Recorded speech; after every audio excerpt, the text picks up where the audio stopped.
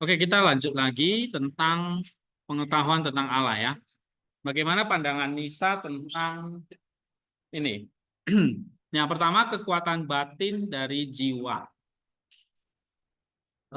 Kenapa pengetahuan kita terbatas terhadap Allah ya? Coba baca Damica, kekuatan batin dari jiwa. Kekuatan batin dari jiwa.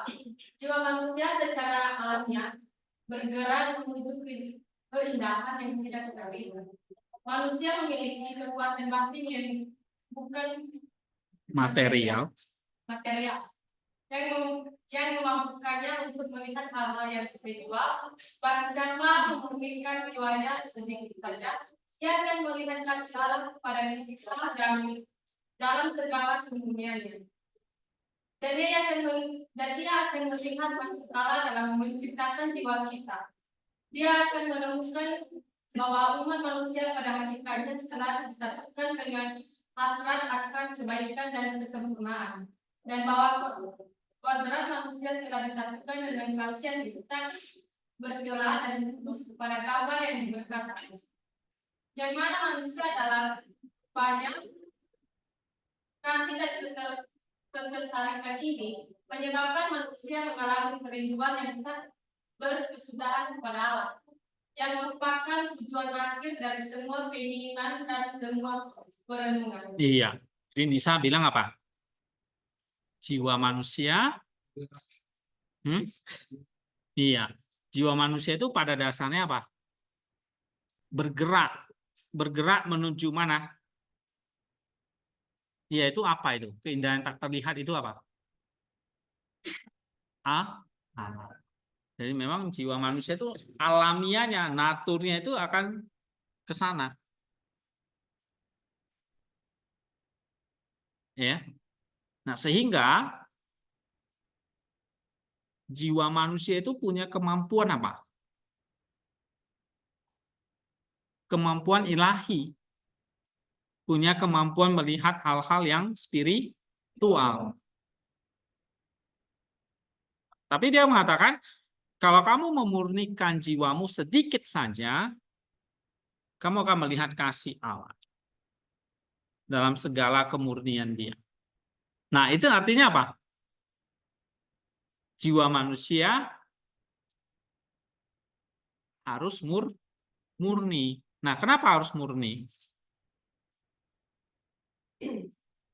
Karena Allah itu murni, Allah itu suci. Gitu. Ya.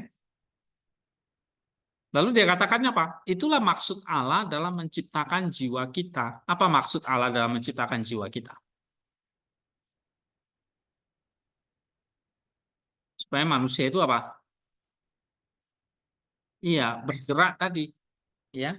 Atau apa di sini dikatakan manusia itu pada hakikatnya disatukan dengan hasrat akan kebaikan dan kesempurnaan. Ya, kodrat manusia telah disatukan dengan kasih yang tak bercela, kudus kepada gambar yang diberkati, di mana manusia adalah rupa Allah. Nah, ini kan data ya, data-data kan, gitu.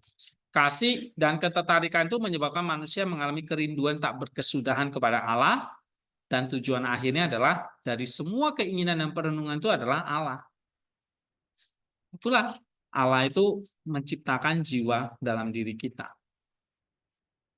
Jadi dia nggak hanya tubuh nih, tetapi juga jiwa. Nah, jiwa ini punya kekuatan batin yang bersifat spiritual untuk mencari Allah. Oke? Nah, ini data-datanya. Nah, dari sini kamu memahami apa?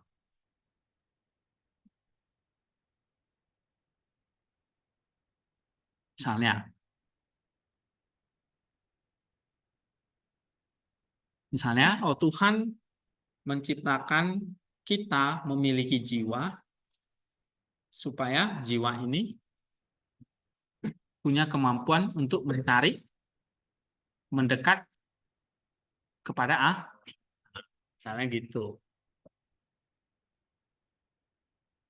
Sehingga jiwa itu punya kemampuan apa? Kemampuan-kemampuan yang nggak bisa dilakukan oleh tubuh. Tubuh melakukan hal-hal yang fisik, ya kan? Jiwa melakukan hal-hal yang non fisik, non materi. Supaya apa? Supaya jiwa ini membawa manusia itu mencapai tujuan akhir, yaitu menuju kepada Allah. Keindahan yang tidak terlihat itu Allah. Sama seperti kita nggak bisa melihat Allah, kita juga nggak bisa melihat jiwa, tetapi ada gitu. Paham ya? Nah, itu comprehension-nya. Oke, dari yang lain ada? Ayo, apa aja? Ini adalah diskusi kita, maksud saya. Interaksi kita. Atau ada pertanyaan?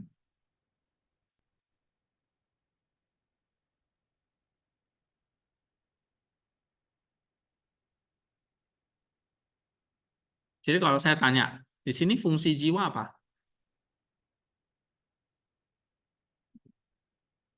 Hah? Membawa manusia kepada Allah kan? Tapi syaratnya apa? Hah? Apa? Iya, ada syaratnya. Barang siapa memurnikan jiwanya sedikit saja, ia akan melihat kasih Allah. Jadi ada, makanya Yesus itu mengajarkan, barang siapa yang suci hatinya, ia akan melihat Allah. Jadi kesucian atau kemurnian itu yang bisa kita melihat Allah. Nah, ini kekuatan kekuatan atau power ya dari batin, dari jiwa itu. Kekuatan batin dari jiwa itu.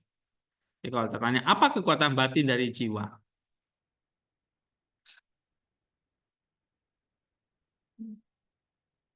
Apa kekuatan batin dari jiwa? Hah? Ya. Hah? Oke, menyatu dengan Allah. Ya. Membawa manusia itu menuju Allah. Jadi jiwamu yang berperan penting ini. Kamu cari Allah atau enggak, tergantung jiwamu.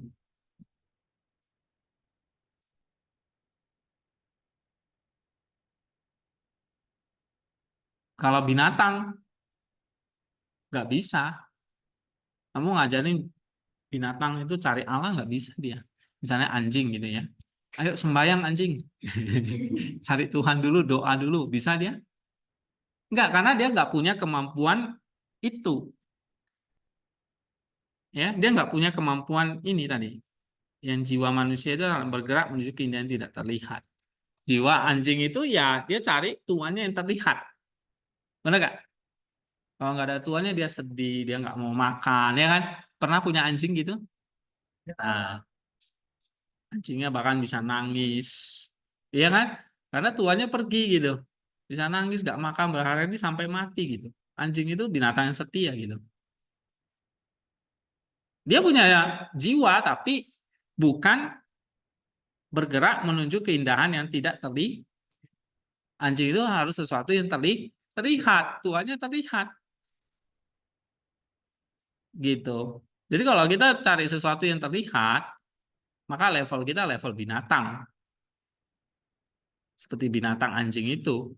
Dia setia sampai mati sama tuannya. Karena memang jiwanya secara alamiah setia, anjing itu diberi jiwa secara alamiah setia kepada tuannya, majikannya. Nah, kalau jiwa manusia itu enggak seperti itu. Jiwa manusia itu harus ditarik secara alamiah, ditarik kepada siapa? Allah yang tidak terlihat. Jadi kalau kita masih cari yang terlihat, ya kita level kita masih seperti binatang. Oke? Nah, itu komen-komen yang kamu bisa kasih gitu loh. Ya, ada lagi nggak? Misalnya apa lagi?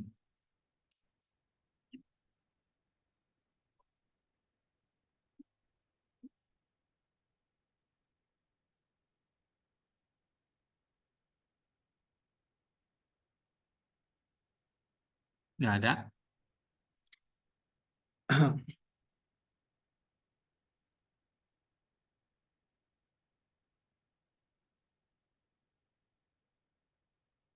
Hmm? Oke, nggak ada ya. Olivia, apa? Olivia ini senyum-senyum. Jiwamu masih ada kan? Kalau jiwamu masih ada Pak, karena saya masih hidup nih sekarang. Jadi kalau jiwamu masih ada, atau jiwa kita masih ada, waktu kamu belajar Nisa ini, jadi kamu tahu kan, oh ternyata jiwa saya diciptakan oleh Allah punya kemampuan apa? Hah? Punya kemampuan atau punya kekuatan apa? Melihat hal-hal yang spiritual, melihat hal-hal yang ilahi, yang tidak terlihat. Tadi saya umpamakan dengan anjing. Anjing itu ya cari yang terlihat, yang tidak terlihat dia nggak bisa. Dia nggak punya kemampuan itu. Ya. Oke, kita lanjut. Poin berikutnya, kekekalan ilahi dan natur dinamis dan potensi yang tak terbatas dari perjuangan manusia. Coba baca Olivia deh. Ayo. Kekekalan keilahian dan natur dinamis dan potensi tak terbatas perjuangan manusia. Iya. Namun tujuan ini tidak dapat diakses dan tidak akan pernah bisa dicapai. Mari kita belajar tentang kebajikan dari Injil. Tulis Gregorius. Kita tahu bahwa tujuan terbesar dari kebajikan yang sempurna adalah agar kebajikan tidak memiliki batasan atau tujuan akhir. Hanya ada satu batasan untuk kebajikan. Kebajikan harus berusaha untuk tidak terbatas. Mungkin kesempurnaan natur atau program manusiawi kita adalah bahwa kita memiliki visi keindahan dalam diri kita sendiri yang sedemikian rupa sehingga kita selalu menginginkan keindahan yang lebih besar lagi. Lebih jauh lagi adalah berbahaya untuk berhenti dalam gerakan ini. Kalian juga baca ya maksudnya ya. Karena ini kata-katanya tidak gampang ini. Terus? Karena setiap hal yang baik dibatasi oleh apa yang menginginkannya. Dengan cara yang sama seperti akhir kehidupan adalah awal dari kematian, berhenti di jalan menuju kebajikan adalah awal dari jalan menuju keburukan. Perjuangan ini tidak ada habisnya. Itu harus tidak terputus karena tujuannya adalah keabadian. Terus? Kekekalan ilahi menentukan natur dinamis dan potensi tak terbatas dari perjuangan manusia untuk menyempurnakan dirinya sendiri, di mana setiap tindakan selalu menjadi sumber tindakan lebih lanjut yang akan melampaui kehidupan dan waktu duniawi. Gregorius menggambarkannya sebagai kesempurnaan yang tidak akan pernah dibatasi oleh rasa kenyang. Oke. Nah, ini satu paragraf penting ini. Coba kita cari datanya dulu ya. Misalnya dia ngomong apa di situ. Kebajikan itu, iya, kebajikan itu tanpa batas. Ya. Misalnya kamu melakukan satu kebajikan hari ini, kamu nggak bisa merasa puas. Ya udah, saya nggak mau melakukan lagi gitu, nggak bisa. Karena kebajikan itu harus berusaha untuk tidak terbatas. Lalu apa lagi di situ katakan? Natur dan kodrat manusia yang memiliki visi keindahan yang besar. Iya, kita selalu ngejar sesuatu yang lebih besar. Kita lihat ini indah. Di sana ada yang lebih indah lagi, kita kejar lagi. Ternyata ada yang lebih indah lagi. Kita create terus sesuatu yang lebih indah.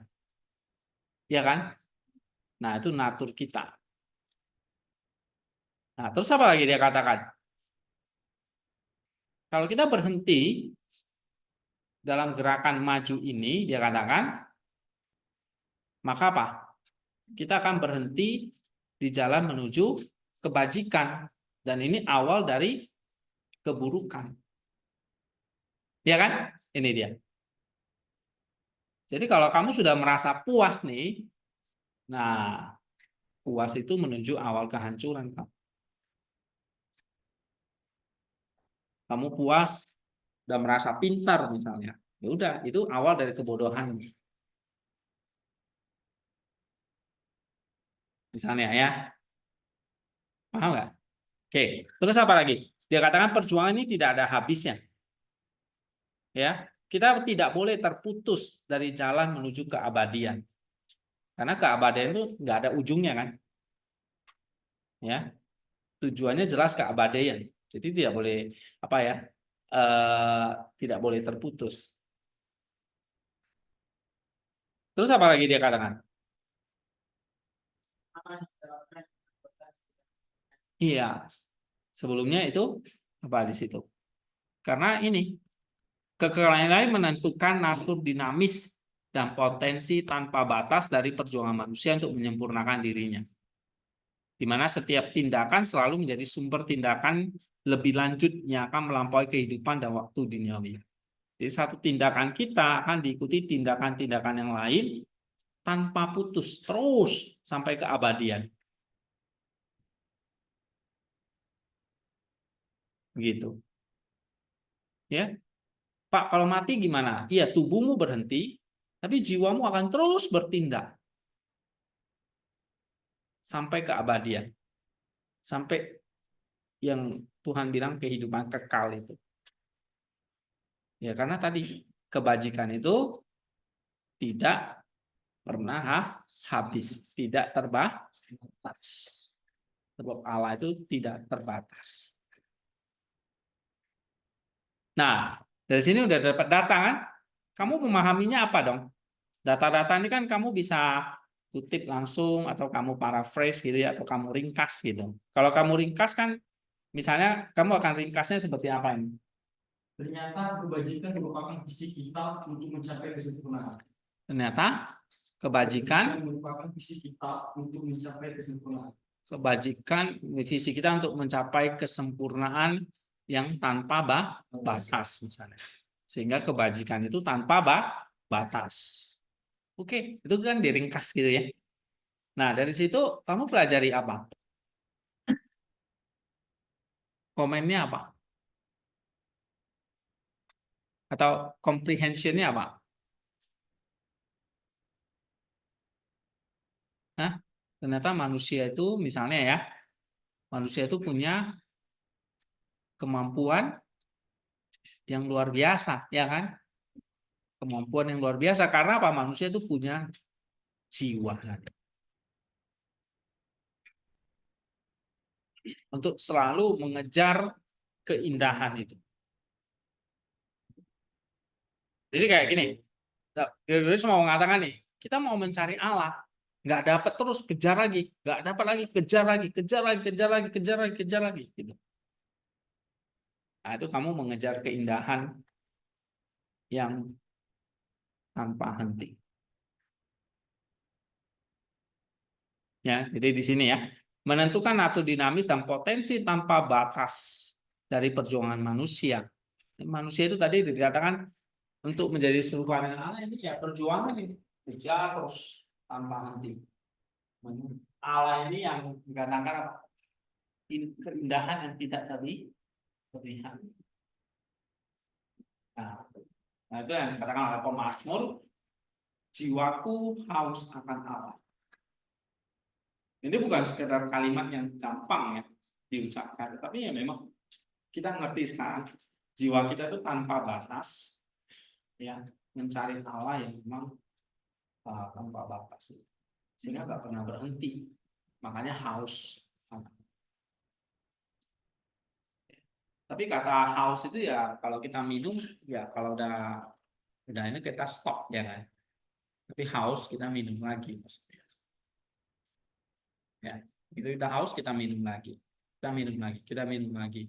Nanti besok haus lagi, minum lagi. Besok lagi, haus lagi, minum lagi gitu. Dan itu tanpa pernah berhenti. Oke. Atau katakan tanpa, bentar, tidak dibatasi oleh rasa kenyang. Ya, Kewajiban ini tanpa batas. Nah, bagaimana dengan orang-orang yang di luar sana dan tidak waras atau bisa dikatakan agak gila? Bagaimana mereka itu mencapai tidak terbatasan Allah ini dengan jiwa mereka yang bermasalah? Apakah itu bisa dibilang Allah atau bagaimana? orang gila maksudnya ya. Oke. Orang gila dalam kapasitasnya memang ada disfungsional, misalnya saraf-sarafnya itu tubuh lah ya. Orang gila itu sebetulnya masalah tubuh, masalah saraf, otak yang terganggu, mungkin pernah kamu pukul gitu ya kan. Nah, ya, makanya kamu jangan pukul kepala orang. Jadi bisa jadi gila gitu. Atau depresi ya. Itu sebetulnya masalah tubuh, fisik. Tapi sebetulnya jiwanya nggak pernah mati untuk mencari Allah. Memang kita lihat dia ini kayak gila nih, nggak mungkin dia bisa kenal Allah. Jangan salah. Dia punya jiwa yang berat. Kita nggak ngomong masalah tubuh, saraf, otak gitu ya. Tapi kita ngomong masalah ini jiwa yang tanpa batas. Sekalipun jiwa itu berdiam di dalam tubuh yang rusak. Sarafnya rusak jadi gila kan. Yang tadi mau pukul sampai babak belur bisa jadi gila gitu. Atau stres karena masalah keluarga misalnya ya. Nah, itu fungsi-fungsi tubuh yang memang ini akhirnya mempengaruhi itunya. Tapi sisi lain jiwanya, ya makanya di sini kita membedakan kalau dalam teologi itu pakai istilah roh. Ya mungkin roh itu maksudnya itu nggak pernah berhenti mencari Jadi Allah tetap mengasihi orang-orang gila itu. Kamu lihat misalnya orang yang kerasukan gitu kan, atau orang yang dalam Injil itu ada orang-orang yang sakit, yang lumpuh, yang kusta, yang tidak bisa melihat, bahkan yang kerasukan. Itu kan masalah fisik semua. Orang yang depresi, orang yang gila, misalnya seperti itu. Itu karena fungsi tubuh yang terganggu. Kayak orang gila itu saraf-sarafnya terganggu. Ya, saraf-saraf di otaknya atau di mana gitu terganggu. Tapi rohnya ini tidak terganggu. Ya memang dia nggak bisa merespon, tetapi roh itu kan punya kekuatan-kekuatan yang tidak terlihat. Ya, jangan-jangan dia lebih rohani daripada kita. Oke, mungkin dia nggak bisa baca Alkitab. Kamu ngomong sama dia nggak nyambung gitu. Tapi tetap dia punya kemampuan roh yang Tuhan sudah berikan untuk mencari Allah.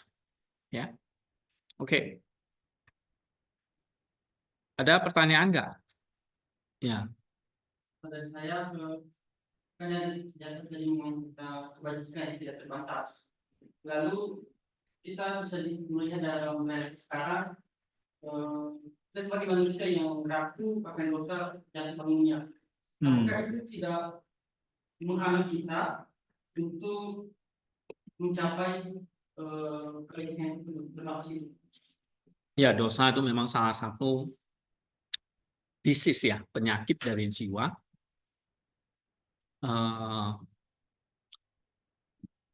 Ya, tapi di dalam Kristus ya kita punya tadi ya ada benih ilahi itu. Benih ilahi ini kan harus tumbuh terus ya. Nah, penghalangnya itu kan banyak. Apa itu? Dosa. Nah, itu ya penghalang-penghalang itu yang kita harus singkirkan kayak tadi kita pahat. Ya, karena kalau nggak pernah dipahat, disingkirkan ya nggak pernah jadi itu barang. Sama kayak seorang ibu misalnya, dia mengandung benih, tapi dia nggak rawat.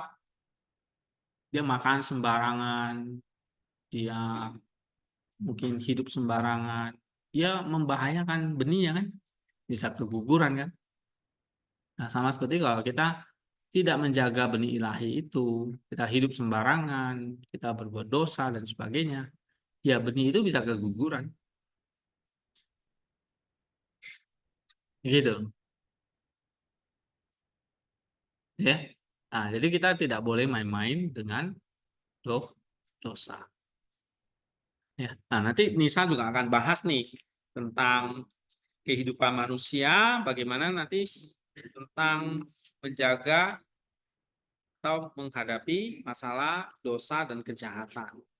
Ya, ada kehendak manusia yang berperan penting. Oke. Nah, nanti kita belajar Nisa kalau bisa itu setengah semester ini ya, nanti setengah semester berikutnya Maximus itu.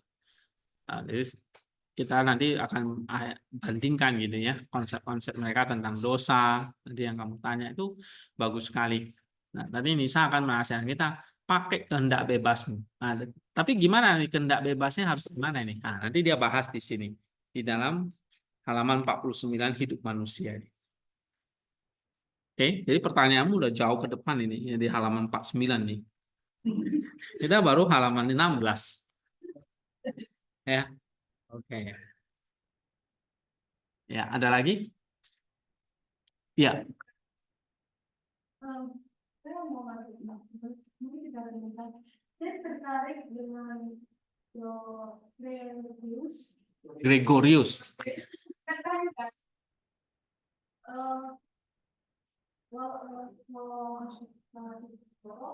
Kita tidak akan merasakan kehadiran itu. Tadi ada di sini. Jadi kan kita kebanyakan di sini berbulan kita mungkin kita tahu Tuhan, tapi kita tidak merasakan kehadiran Tuhan dalam hidup. Apakah mungkin kita tidak merasakan karena kelakuan kita yang saat ini? Jadi saya ingin juga apa? Jadi itu satu pertemuan saya nggak tahu. Tapi saya tertarik dari sini terus tertarik lagi. Ternyata walaupun banyak pengetahuan Gregorius ini, tapi dia diragukan mungkin karena dia nggak ada praktek. Jadi teman-teman kita perlu juga ya ini Wiki yang masih polos ya. Oke, kita maklumi pertanyaannya, saya ngerti. Tentu misalnya kayak tadi ya, kita perlu apa tadi merasakan kehadiran Allah itu ya. Nah sebetulnya memang kita mau belajar teologi itu ya wadahnya tuh mesti bersih. Artinya kalau orang dulu itu nggak sembarangan belajar Alkitab, nggak belajar kitab suci, nggak ya karena nggak sembarangan orang itu bisa dibaptis gitu. Jadi dia memang harus benar-benar dipersiapkan ya. Termasuk kayak belajar teologi, belajar kitab suci seperti ini. Karena apa? Ini kan belajar hal-hal yang suci, yang kudus ya. Kita bicara tentang Allah, tentang Kristus. Ini hal-hal yang profan gitu. Profan itu hal-hal yang sakral. Nggak boleh dianggap main-main. Ya, lelucon apalagi. Oke, karena ini bukan pelajaran lawak atau pelajaran komedi gitu ya, suka lucu-lucu atau kadang saya bingung dengan hamba Tuhan tuh kalau khotbah namanya khotbah firman Tuhan dia tahu tapi melucunya lebih banyak daripada isinya ya kan. 90% isinya lucu ya. 10% baru baru serius. Habis itu amin gitu. Nah, itu nggak bisa ya. Jadi hal-hal yang profan ya memang kita harus siapin ya. Kemarin saya kasih ilustrasi itu ada pertanyaan juga kan. Kayak kan kalian sering bersihin itu bak mandi ya. Ya toh. Kalau baknya kotor, walaupun airnya mau sebersih apapun, gimana kalian mandi airnya ini?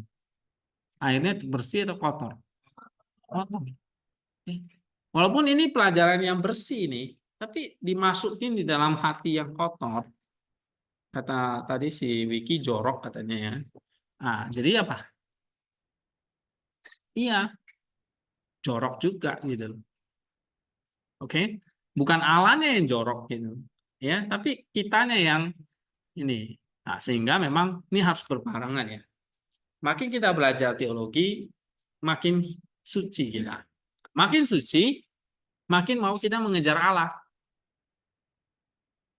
Karena tadi Allah itu tanpa batas kan, keindahan tanpa batas. Kalau kita berhenti, cilaka. Itu awal dari keburukan, awal dari kejahatan. Sehingga ada Evagrius selalu ngomong ya, bukan Bapak gereja nih, Filokalia kan kalian pernah belajar ya. Kalau kamu seorang teolog, kamu seorang pendoa. Kalau kamu pendoa, kamu seorang teolog. Artinya apa? Kita belajar teologi, ya kita harus hidup dalam doa, tetap di dalam kekudusan. Karena tadi kita menjaga tempat hati itu tetap suci, sehingga waktu menerima pelajaran-pelajaran seperti itu nggak kotor gitu. Ya, dari situ kalau kamu suci hatinya, kamu akan bisa melihat Allah. Kapan? Di dunia ini juga. Bukan waktu nanti kamu mati gitu. Kalau kamu mati udah terlambat gitu, nggak bisa tobat lagi kan. Nah, tapi ini. Makanya saya ngajak sering kalian, kita baca Saint ya. Misalnya kemarin Saint Theodora dari Sila. Ada yang baca nggak itu? Kemarin nih. Pasti nggak ada kan? Ada yang baca? Ini sekian orang. Hah? Hanya Nenong yang baca ya? Ada ya, Nenong juga enggak ya. Ini kalau Nenong malas berarti yang lain juga malas. Karena dia dulu yang paling rajin. Ya, Arvin yang lain-lain, oh rajin mau dapat nilai doang ini. Habis dapat nilai bye-bye gitu. Ya. Nah, nggak baca kan? Nah, Theodora itu apa? Dia ini ya mungkin Wiki perlu baca Theodora supaya kamu terjawab pertanyaan. Dia menikah ya, tapi akhirnya dia mengasingkan diri terus bertapa di Gunung Sila selama 30 tahun sendiri di gua. Gitu. Ya. Lalu Tuhan memberikan dia karunia. Dia doa, dia bisa melayang di udara. Orang lihat dia berdoa tuh kata-katanya kayak keluar api gitu yang terang. Ya, seperti api gitu. Terus dia tanpa sadar dia melayang gitu. Nah, ini adalah orang-orang yang punya spiritualitas tinggi. Yang bisa melihat Allah. Walaupun kata Rasul Paulus mungkin nggak lihat sempurna gitu ya. Tapi saya ngerti yang ditanya, bisa merasakan seperti itu. Pak, kenapa kok saya selama ini udah jadi orang Kristen, udah rajin ke gereja, berdoa, melayani, bla bla bla bla.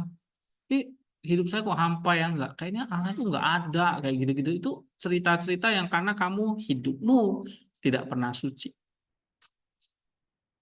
Hidupmu yang banyak dosa. Kamu tutupi dengan kegiatan gereja, kegiatan doa. Kan tadi si Nisa udah ngomong kan, itu nggak menjamin kamu datang ke gereja, bahkan sampai ke Yerusalem pun, bahkan kamu berdiri di bukit Golgota tempat Yesus disalib, itu nggak menjamin kamu jadi orang yang suci. Oke? Ya, sama seperti kita. Kalian doa, kalian baca Alkitab, atau kita di sini belajar teologi. Saya misalnya, wah belajar ini macam-macam, Alkitab apa, sama seperti ya kalian, apa menjamin saya adalah orang yang suci? Belum tentu. Oke? Ya, apakah menjamin misalnya saya melihat Allah? Nah, Theodora itu dia 30 tahun dia baru bisa melihat Allah. 30 tahun dia berdoa.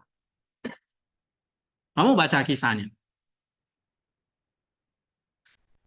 Nah, itu kisah-kisah seperti itu tuh kisah-kisah nyata yang ternyata makanya kamu baca tuh kamu harus tarik comprehension-nya. Oh, iya ternyata gitu ya. Kalau saya tidak suci hatinya, jangan harap kamu bisa melihat Allah. Jadi kalau kita masih banyak dosa, ya, walaupun kita jadi pendeta nih, mungkin khotbah seminggu bisa 7 kali, 100 kali, atau kamu tiap bulan bisa ke Yerusalem, kata Nisa tadi, belum tentu kamu menerima Allah. Oke? Ya. Nah, jadi Wiki, gimana kok supaya hati kita bersih, kita bisa melihat Allah? Ya kamu harus jaga kesucian. Kesucian dalam pikiran, dalam perkataan, dalam perbuatan, dalam hal apa saja. Nah, maka nanti Allah kasih kamu karunia untuk melihat Dia. Apakah itu di dalam mimpi, apakah dalam hal apapun bisa terjadi. Ya. Dan banyak orang-orang yang sudah mengalami itu. Dia bisa berdoa. Dia rindu sekali dengan perjamuan kudus. Ya. Akhirnya Tuhan mengutus burung nih. Kasih dia makanan. Lalu dia ambil makanannya tuh dari biara. Ambil roti dari biara. Ya. Lalu orang biara aneh, ini burung kok ambil makanan bawa kemana nih? Oh ternyata dibawa ke Gunung Sila. Nah para biarawannya cari ketemu gadis ini. Nah, lalu dia cerita, dia kepingin perjamuan kudus. Lalu para biarawat bawa roti dan anggur kepada dia. Nah, begitu dia makan perjamuan kudus, dia pun meninggal. Nah, itu contoh kehidupan orang-orang yang memang itu yang tadi ya, sampai mencari Allah sampai segitunya gitu. Nah, saya tanya kita semua ini. Kita berapa serius sih kita cari Allah? 100% kan? Atau kita cuma berikan dia 1% jangan-jangan. Sisanya ya hidup gue itu kan, misalnya gitu orang Jakarta bilang. Oke? Nah, kamu tanya, kita jujur tanya diri kita sendiri. Gitu. Ya. Tanya diri kita sendiri. Apakah benar saya mengejar Allah dalam hidup ini? Apakah dia yang paling utama? Atau sebetulnya bukan? Ya. Nah, jadi makanya kita harus tahu bahwa tujuan terbesar dari kebajikan sempurna adalah kebajikan itu tidak memiliki batasan atau tujuan akhir. Apa kebajikan tidak memiliki batasan tujuan akhir? Ya Allah itu sendiri.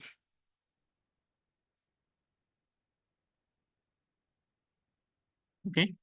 Nah, jadi dari data-data ini ya, kamu lihat di sini manusia punya sense, punya jiwa tadi. Kita semua manusia, kita punya jiwa untuk mencari itu. Gitu ya. Nah, seberapa haus kita akan Allah. Maka itu nanti akan terlihat dalam hidup kita itu ya.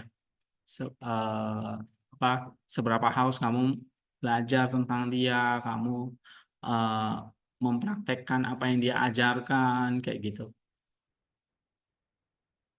Oke? Sebentar lagi kita jam 4 selesai karena siap-siap ya. Nama turun kita ibadah. Oke, kita baca lagi. Ya, Bisman.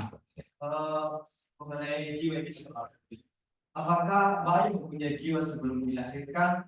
Kan bayi belum mengenai yang namanya kebajikan dan keadilan Allah.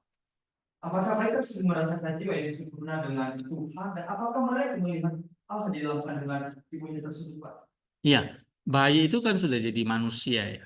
Berarti dia sudah punya jiwa atau roh itu. Tentu ya dia nggak bisa berbicara, dia belum bisa menulis tentang Allah kayak kamu gitu kan.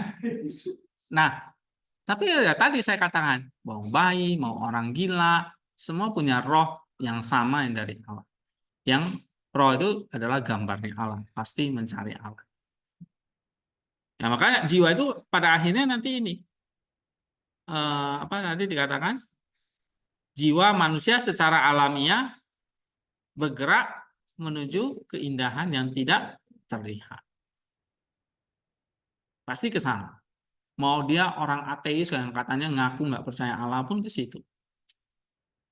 Jadi sama orang ateis nggak usah khawatir. Nanti toh dia juga, karena jiwanya tuh jiwa Kristen kok sebetulnya. Gambar Allah itu semuanya. Eh? Jadi semua manusia itu sebetulnya apa? Gambar Kristus. Cuma dia belum klik aja gitu loh.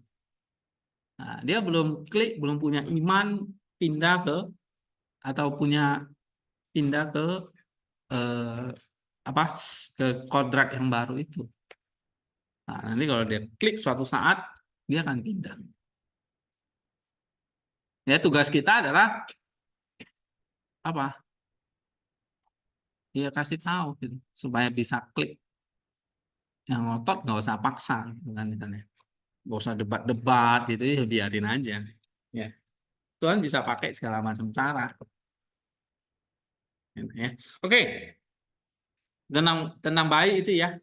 Kalau tentang bayi nanti kamu baca di halaman 200.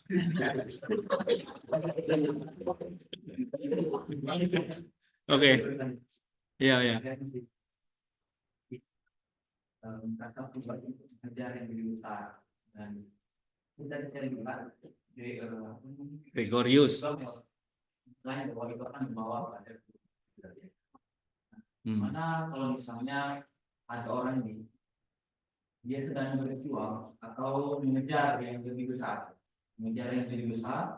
nah di tengah-tengah perjuangannya itu dia meninggal, apakah dia masih tetap melanjutkan mengejar yang lebih besar itu, sedangkan naturnya kan manusia, setelah dia meninggal berarti naturnya bukan manusia atau bagaimana? Ya tetap manusia dong, memang jadi apa? Dari roh. Oh ya, ya tetap naturnya sampai akhir, sampai kekalan ya tetap natur manusia. Ya, jadi manusia tetap jadi manusia, nggak berubah jadi mana-mana gitu. Ya, kita nggak percaya ajaran kayak reinkarnasi itu manusia nanti dilahirkan jadi babi, jadi kerbau, enggak, ya tetap jadi manusia. Cuma kalau di tengah perjalanan itu misalnya tiba-tiba meninggal gitu ya. Nah, nanti kita akan belajar di sini di apostasis ini ya tentang masalah ini ya penyelesaian nanti di akhir zaman. Jadi Allah nanti akan menyelesaikan itu semua. Tenang aja dulu. Ya. Oke. Nah, Allah itu sudah menjawab semua pertanyaan kita kok. Gitu ya. Tenang aja. Cuma tugas kita adalah yaitu tadi kerjakan sampai Tuhan panggil kau. Ya. Gitu. Cuma waktu kita kerjakan ya kayak gitu tadi.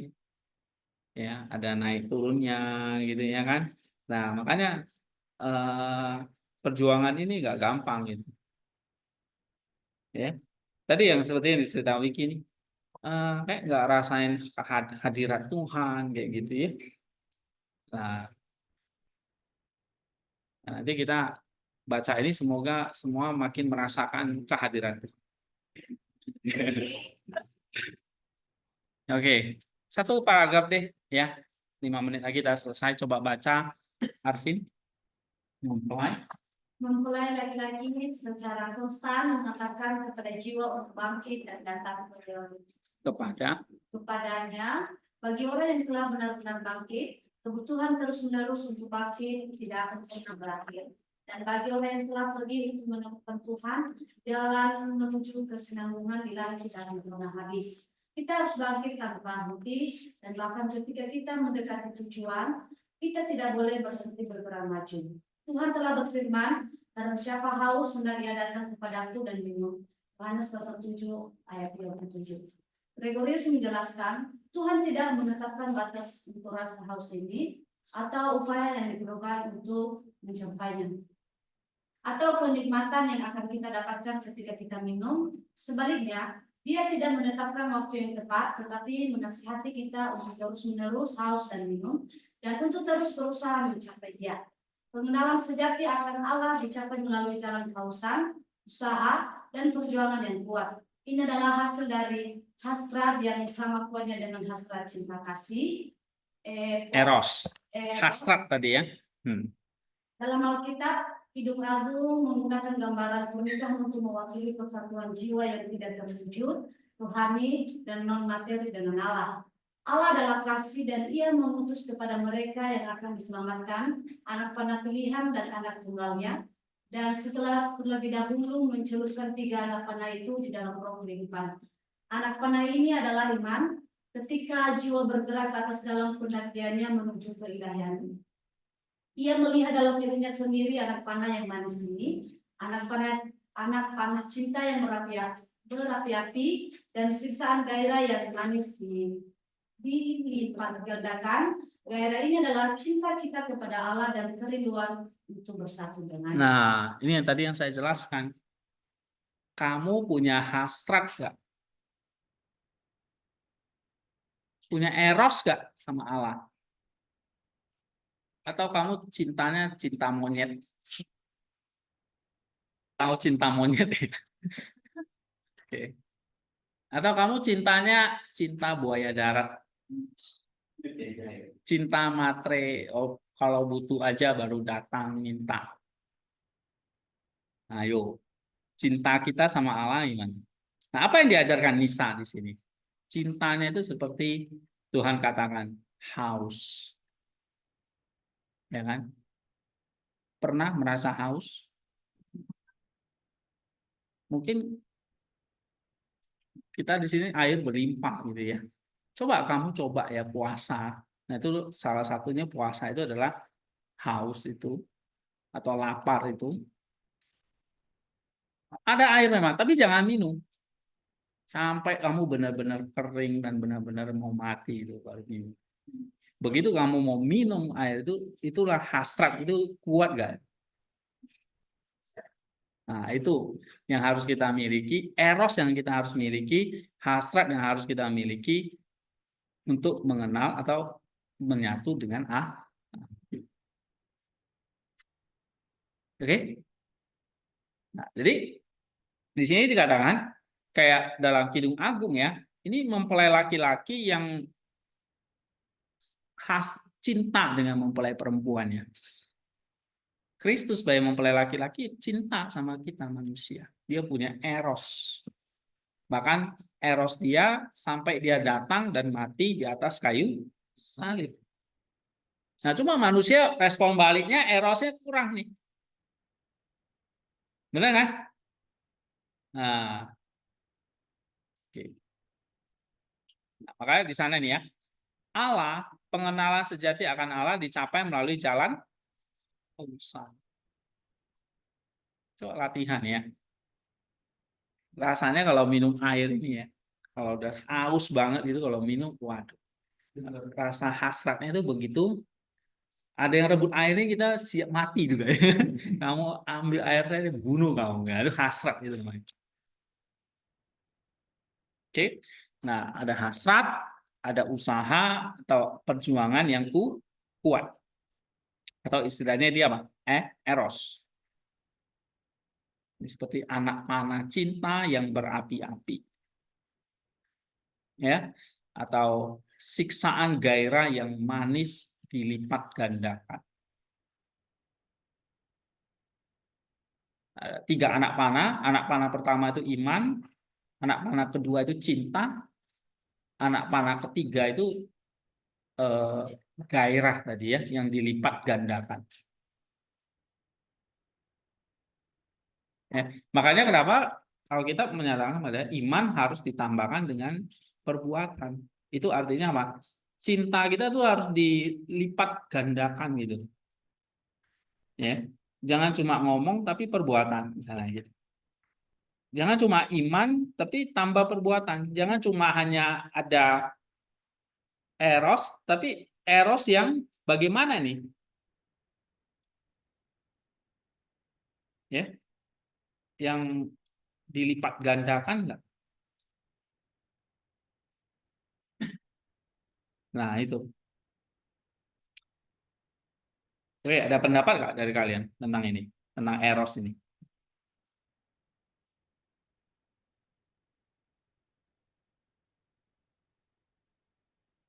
Bagus kan, Nisa?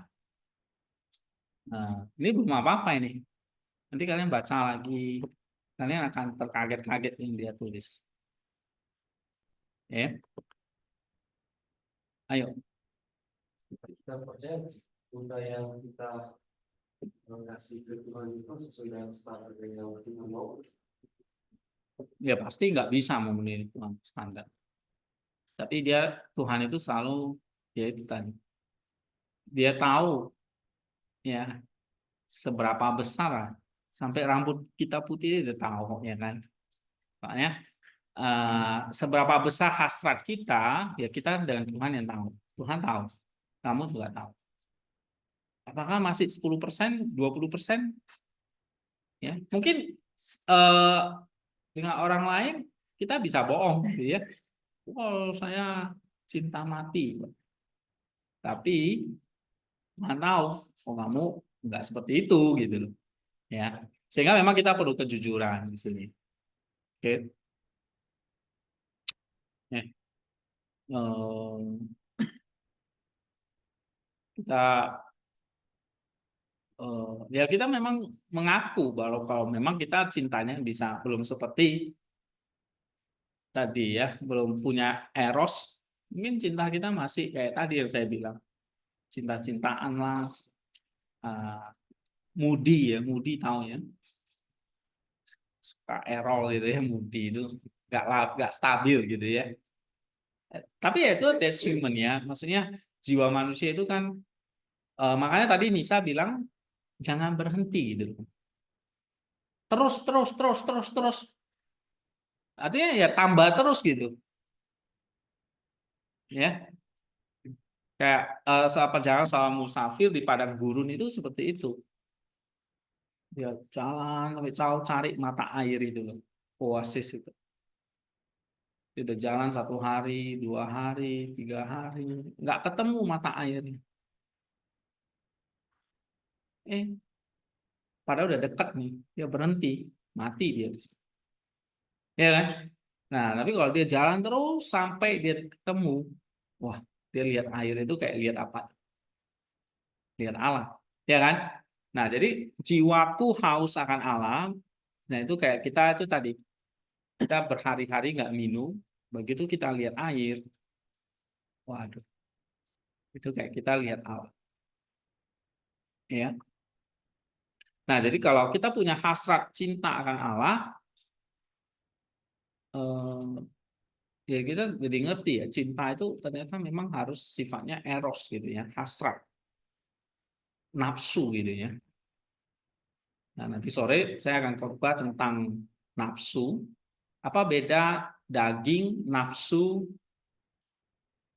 ya, dan roh? Kayak gitu. Tentang eros. Ya.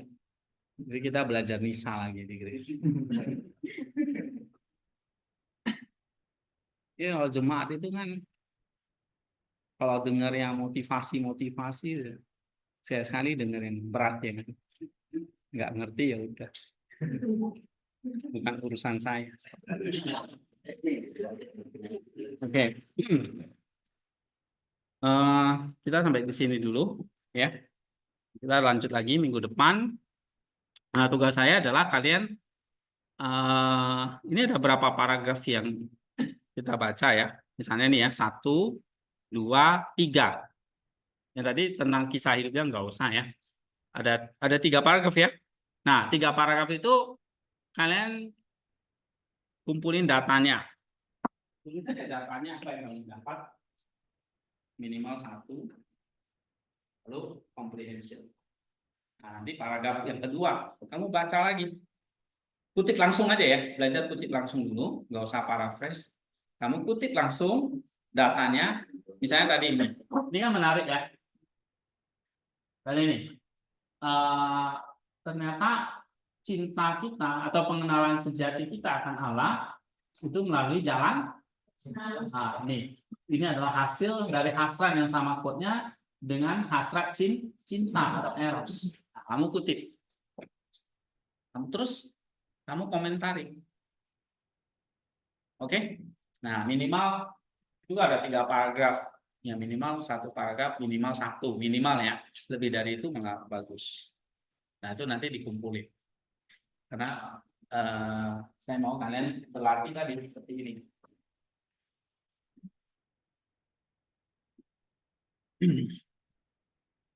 Komentarinya berapa panjang Pak? Terserah kamu. Ya, mau satu halaman boleh. Ya, tapi yang nggak usah panjang-panjang lah, yang relevan dengan itu. Bukan mengarang indah ya. Jadi sampai kemana-mana, sampai bahas trekking nanti pulang. Ya, ya, Krisman itu kan suka gitu tuh. Bahas A nanti bisa sampai Z sama dia. Di Krisman ini. Oke. Oke. Iya nanti di Google Classroom saya bagi. Ya. Tapi jangan lupa bayar. Ya, ya. Oke. Saya memang belum upload, lupa kemarin. Matiin.